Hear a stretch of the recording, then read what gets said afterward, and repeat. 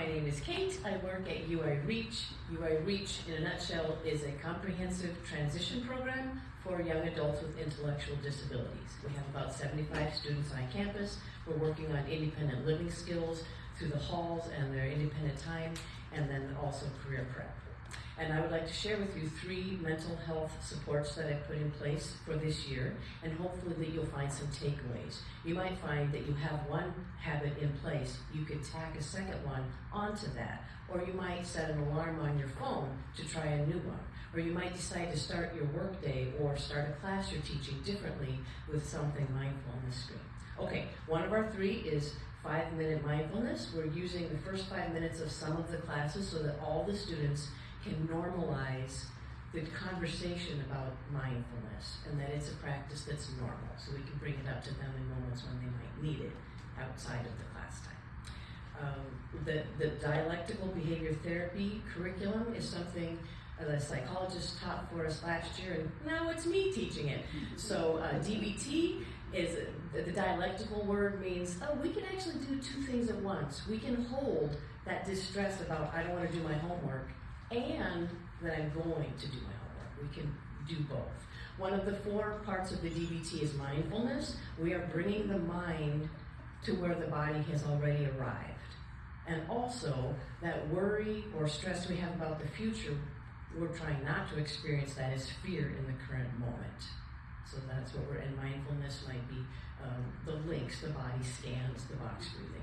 Distress tolerance. Once I have big emotions, can I stretch out? How long until I take an action? Can I allow myself to use my emotional wisdom with my rational wisdom and have a wise mind response? The next one is emotional regulation. It is our responsibility, us personally.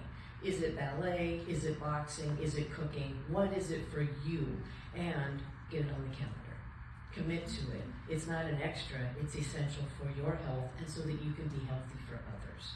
And then the last one leads into the interpersonal effectiveness. This is how we advocate for ourselves. We're going to come into a request with some self-respect. We're not going to apologize for our request before we even finish stating it. And we're going to show some respect for the other by offering some curiosity and some listening so that we can make sure we're hearing both sides of a request. Okay, I also added cognitive distortions. We have a lot of thoughts running through our head, and they're not all accurate, but we don't double check them. We just have them. So, like the first one might be all or nothing thinking. So all or nothing thinking, I say, I had that cookie this morning. And so because of that, my diet is ruined for the rest of the day. I might as well have 5 cookies. So that all or nothing doesn't help us move forward. It's not even accurate. I had 1 cookie. I missed 1 workout. It's okay.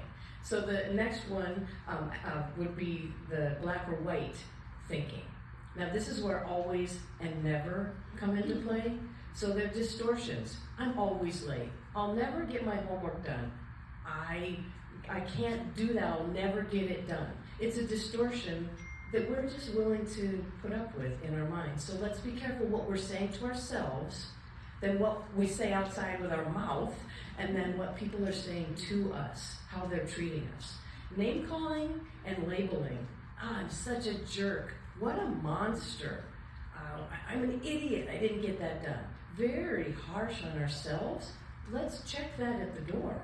But that takes some conscious awareness to get through that. The shoulds, they make us feel guilty. You should meet my brother. I should have had my work done by now. Okay, that guilt reduces our interest in taking action.